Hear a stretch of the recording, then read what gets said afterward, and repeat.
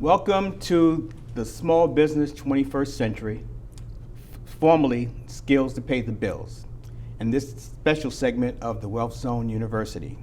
And you know our credo, to change your mind about money so you can change your financial future. I'm your host, Don Moragne, and today we're going to be talking about common misconceptions, misperceptions about business, and one of those is that banks do not want to lend to small businesses. And today we've got an expert that's going to be our guest.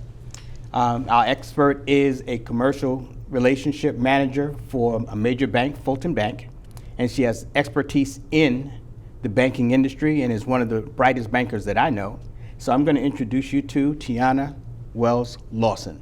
Hello, Tiana. Thank you so much for having me here today, Don. My pleasure. I really appreciate it. And again, my name is Tiana Wells-Lawson. I'm from Baltimore, Maryland. I graduated from Towson University, and I have been in banking for over 20 years. Wow, okay. Yes, and I've worked for regional banks, national banks, and community banks. I'm currently working for Fulton Bank, which is headquartered in Pennsylvania, but we do have locations in the DMV as well. I really love working for Fulton Bank because they really care and place an emphasis on the community. I am a relationship manager with Fulton Bank, and as a relationship manager, my goal is to provide access to capital to medium and small businesses. And I do that really with a specialty and a bit of expertise. I really want to make sure that I'm providing access to small businesses, minority businesses, female-owned businesses as well. Although the focus is to lend to all businesses, but my focus really is in that minority and women-owned space, and also the faith-based community. I really lend to the faith-based community as well. I have a specialization there. Oh, good. And as a result of me lending to those affinity groups, I was awarded an award for the Minority Women's Association as well. So that's what I do. And award winner here. Okay. So I was awarded the award in 2021 for providing access to capital for minority contractors. Okay, and so that's what we want to talk about. So first of all, Fulton Bank is local, though. It's not headquartered locally, but it's local. It is a local bank. Okay, and it has offices in Maryland. Yep, Maryland, Virginia, and we are about to open up an office in DC. Okay, good. So it's a DMV bank. It is a DMV bank. Now, Fulton is a community bank. It is a community bank. So what is a community bank, Tiana? Okay. Community banks is a bank that focuses on providing access to capital to the community. We look to enrich and empower and provide finances to the communities that we serve. Okay. And the great thing about community banks is the local decision making right here in the community. Okay, now that's interesting because in most banks, it's somewhere else it's where somewhere decisions else are made. But in Fulton, the decisions are made here The by decisions people are here? made here by people who live here and work here as well. And so one of the advantages of the community bank should be that they understand the people who are Right, we in their community. understand the people in the community. Have an affinity for them. We have an affinity for them. We know their businesses, their properties, and we know what it's going to take to provide access to capital for them. And so for Fulton Bank, is it just one of many community banks, or is there something special about Fulton that made you go and share your expertise with them? What really is special about Fulton to me is that they provide access to capital, again, to minority, women-owned, veteran-owned businesses, and to all businesses, but they also look to have a relationship with the clients, not just provide a loan, but we want to find out about your banking needs, your financing needs, your investment needs, retirement needs, everything. We So really holistic. want to hold a relationship, a holistic approach towards banking. Okay, and so that's where the commercial relationship comes in your banking title, right? Absolutely. You and I work so that we have kind of a synergy. I'm a Yes. business, you're a bank. Yes. We need to have that kind of synergy, and that's what community bank does. Absolutely. Good, fantastic. And so what do you do to attract businesses to the bank? I do networking events. Okay. I do events such as these to let people know about Fulton and to make people aware of who I am. And really just being out and about in the community. We volunteer a lot. We have an initiative called the Fulton Forward Initiative. The Fulton Forward Initiative? Yes, What is that? The Fulton Forward Initiative is where we actually go out to small businesses and we see how we can provide financial literacy training.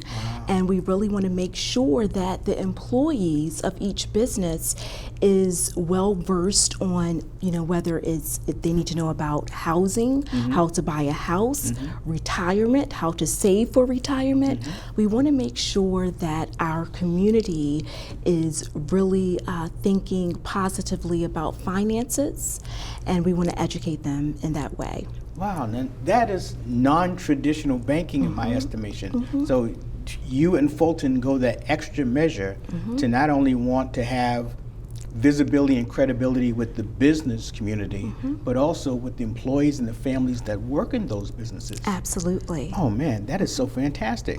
And so it's called the Fulton Forward? The Fulton Forward Initiative. Okay. Yes. And so if I had a financial education seminar that I was doing, I could come to Fulton and they would send you out? Yes, they Because I wouldn't would. want anybody else out though. Tiana, to get that done. Yes, I would love to come out and provide financial literacy training to your employees, to you, to anyone. Good. So let's answer this question for me. Okay. The perception or misperception or whatever is that banks don't want to give small businesses any money. That is so not true. We really want to provide access and resources, access to capital to small businesses, because small businesses is what make communities run. So we want to provide access to capital, and that's why we also want to provide financial literacy training so that the businesses are prepared and ready to receive the access to capital that we want to provide to them.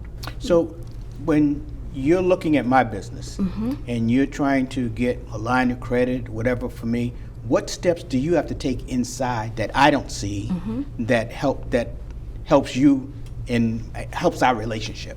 So the steps that I really need to take is I need to understand your cash flow, because cash flow in the business is so vital and so important. Absolutely. So I want to make sure that the business owner is also aware and able to articulate what they do and how their business is going to make cash flow.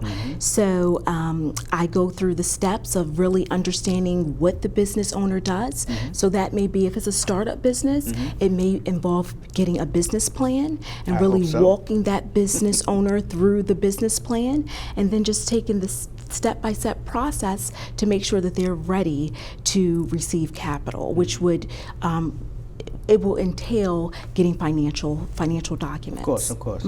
And so let's assume that I've given you everything that you need. Do you then make the decision about banking? Do you take it to an underwriter group, and what is that? How does that work inside the stuff that I don't see? Yeah, well, first, once I receive the financials, I'm going to do a write-up on the business, and it's going to be a positive, glowing write-up, because my goal as the relationship manager is I want to make sure that you get access to the capital. So I'm going to provide my write-up to our credit analyst. Okay. So our credit analyst will take a look at all of the financials, which is usually your last 3 years of personal and business financials. They're going to take a look at it to make sure that you have the cash flow in order to get a loan. Then the credit analyst will forward it over to our underwriting team, and the underwriter will review all of the financials and again make sure that you have the cash flow and that special ratio that we're looking for, debt service coverage ratio of 1.20%. And if you have that, you're golden. We'll go ahead and proceed with underwriting the loan. The underwriter will underwrite the loan. Okay. So I hear a lot about the C's, 5 C's, 6 C's, 7 C's, 10 C's. What are they and how important are they? Okay, well, the 5 C's, they're very important. Just 5? Yep. Okay. They're very important because we want to look at your character. So when we're making a lending decision, we want to judge and see, okay, does this person have good character? Meaning, are they going to take care of their business? Are they going to pay us back? Okay, and then are they credit worthy? Okay, does the customer have the credit worthiness to be able to, again, pay the loan back? Right. Okay, do they have collateral? So we're looking at, collateral. A lot of times, the business could be very strong, but what are they going to use to secure the loan? Is there any collateral there? So that's really, really what we focus on when looking at determining whether or not we're going to give the loan. Okay. And you said something extremely important: paying the loan back. Yes, yes. That's the basis of the whole thing, Yes, right? yes. You can give out as much money as you want, but somebody's going to pay it back. It has to be paid Yeah. back. And so that's a process that is integral and first in terms of the bank's mind, because the bank's in business to make money, right? And so that's something that that you make me understand in our relationship. Yes. But as I go through the credit person and the underwriter person, that's what they are thinking about. Is that right? Absolutely. Okay. Absolutely. And so if everything else is beautiful, but I don't have the ability to pay it back, then that's a problem. That's a problem. That's Okay. a problem. All So, right. but we'll take care of that on the front end for you by asking the questions, making sure that you have a strong business plan, and we'll go from there.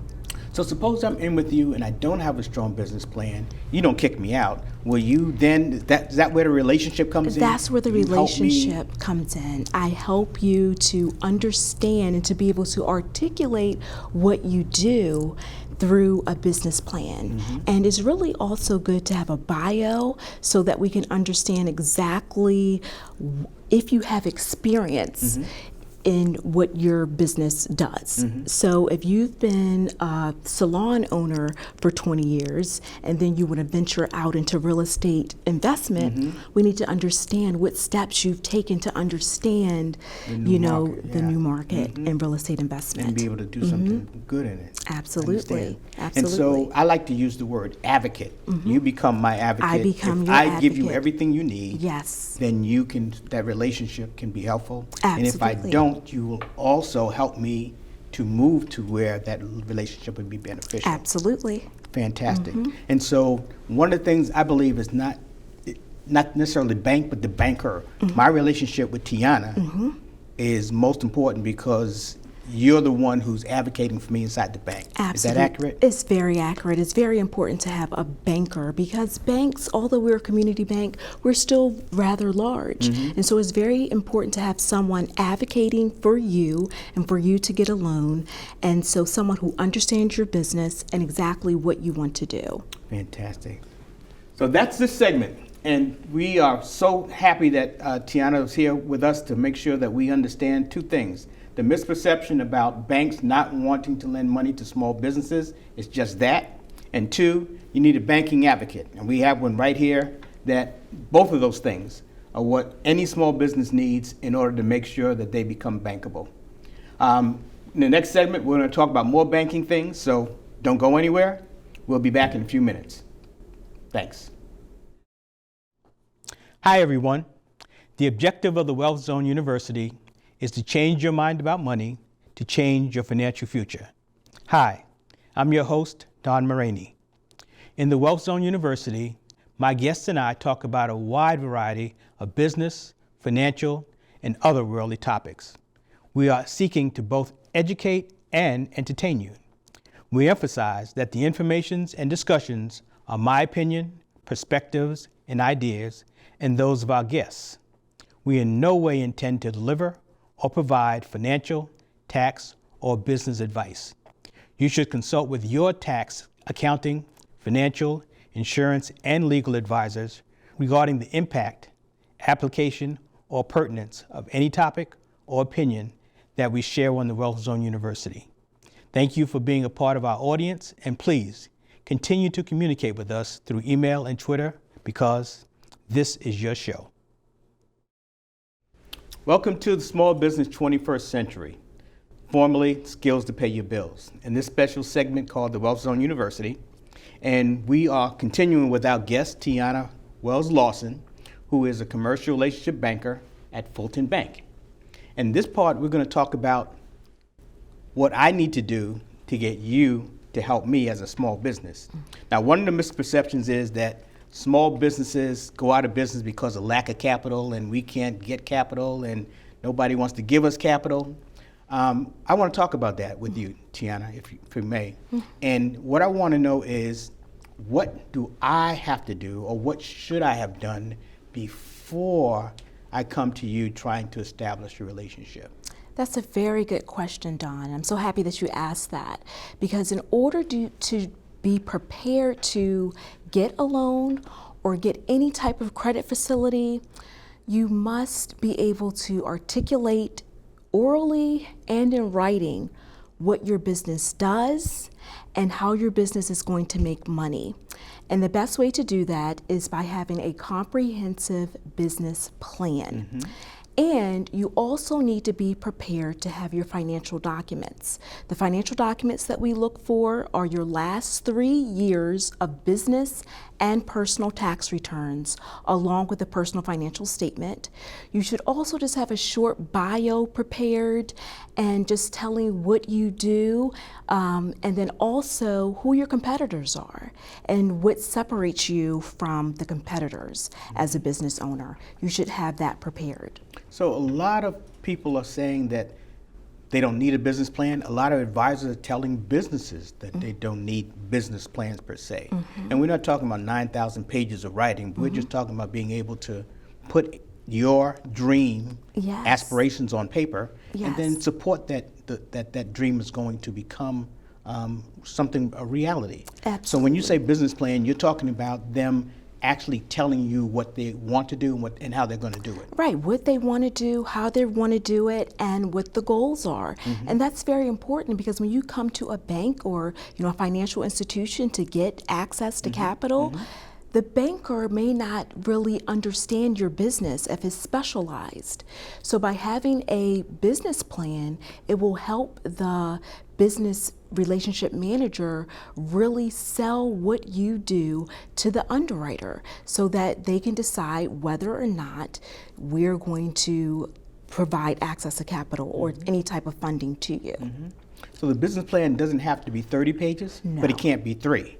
It's got to be a well thought out process where you document what you're going to do and how you're going to do it. Absolutely. And then the next thing they need are 3 years of tax returns if they've been in business for 3 years. Yes, 3 years of tax returns. If they have been in business less than 3 years, then what they have.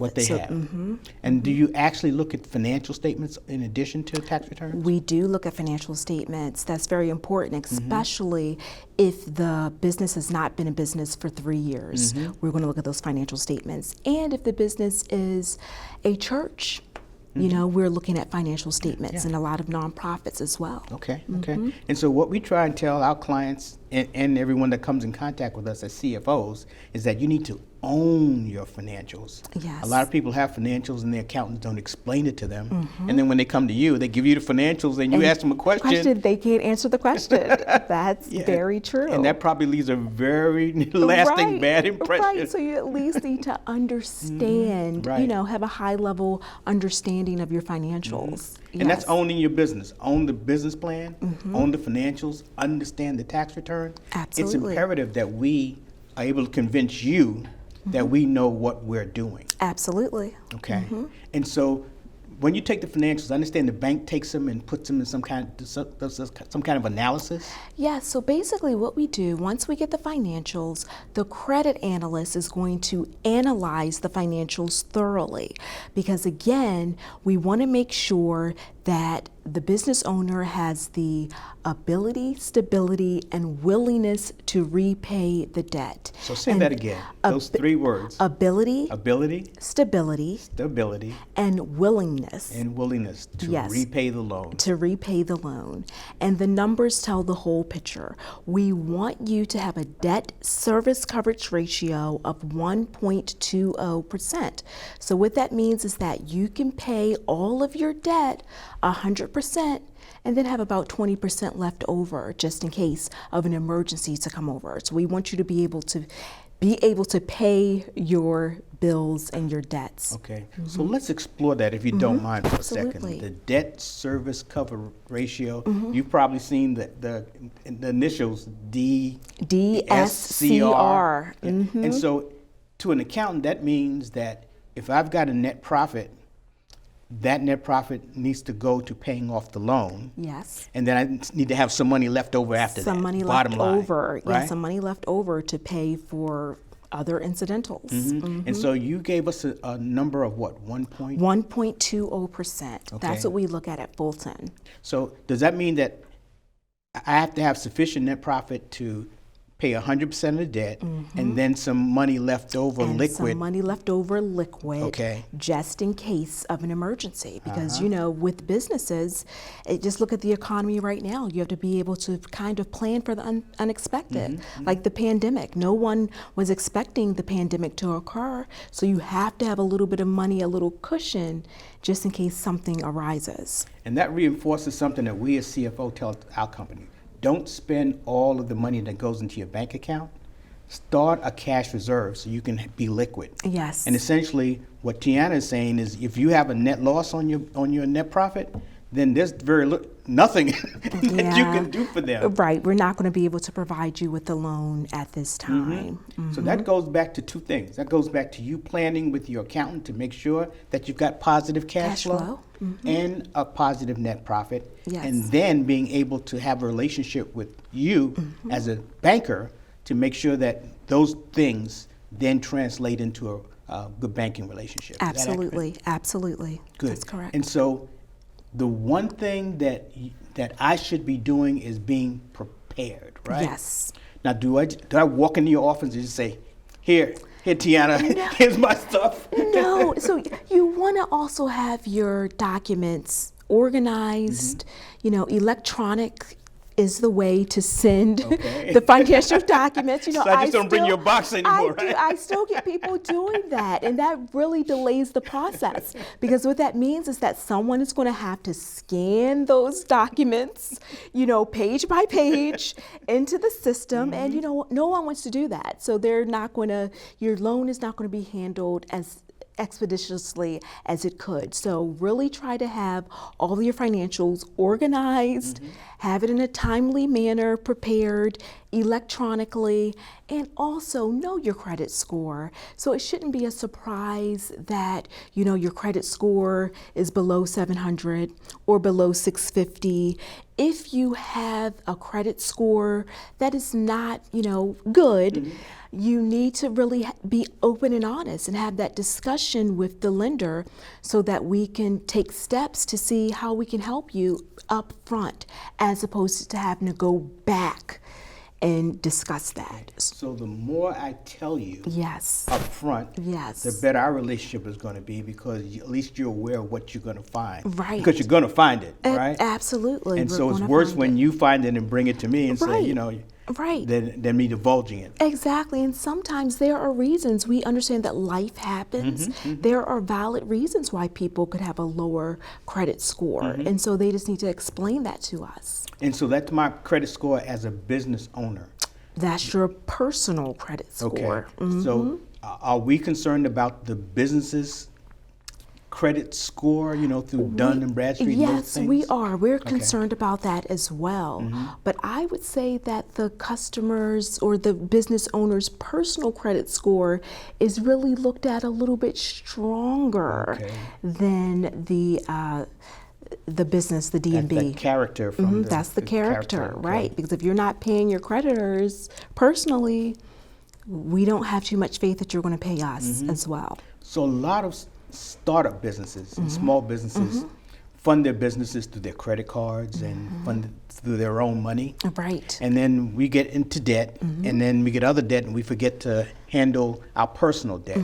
Should we be talking to you when we're in that situation so you can help us out, or do we have to resolve it before we come to you? No, you see, at Fulton Bank, we work with SBA. We are an SBA certified bank. Okay. And so for a lot of startup businesses that may not have stellar credit, or they may just have new credit, we would refer them to our SBA lending officer. Okay. And so our SBA lending officer, that's going to make us feel more comfortable with providing that loan because we're going to have an SBA guarantee. Okay. So most of the basically all of our startup loans, startup businesses are going to go through SBA. Okay. So I still need to bring the same things to you. Yes. But because I'm not meeting a certain plateau, Yes. you may need to have the SBA guarantee. Guarantee. So are you Absolutely. still involved when you refer me to the SBA loan? I'm still involved because Okay. the SBA underwriter, because again, I'm your relationship manager. Good. So the SBA underwriter is going to come to me and ask me to explain certain things to you.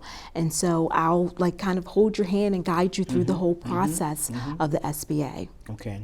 And so the commercial relationship banker, Yes. that relationship is really the part that's really important. That's very And important. if I build a relationship with you, then I can be pretty sure that either you will make sure that I have that access or pull me along until I qualify for that access. Absolutely. Yeah. But my just walking into the bank and say, hey, I need this isn't going to get me very much. No. We just want to make sure, because there's steps to gaining access to capital. So we just want to make sure that they have their financial documents, their personal financial statement, which a lot of new business owners struggle with having the personal financial statement. So they need to have that, and that basically just shows personally what are your assets. We need to know, do you have a 401k, a rollover IRA? How much money do you have with other financial institutions? Those sorts of things. Are you handling your credit responsibly? Okay. Well, hey, thank you, Tiana. This was a very good segment, and a segment that I hope everyone, the takeaway is that there is money that the banks want to give us. We just have to be prepared to get that money. And in these two segments, I think we've looked at both of those aspects, and we've hopefully dispelled any myths. We want to make sure that we now have the ability to make relationships with fantastic bankers like Tiana. Thank you for joining us today. Thank you so much for Absolutely. having me. And we will see you next segment. Remember, change your mind about money to change your financial future.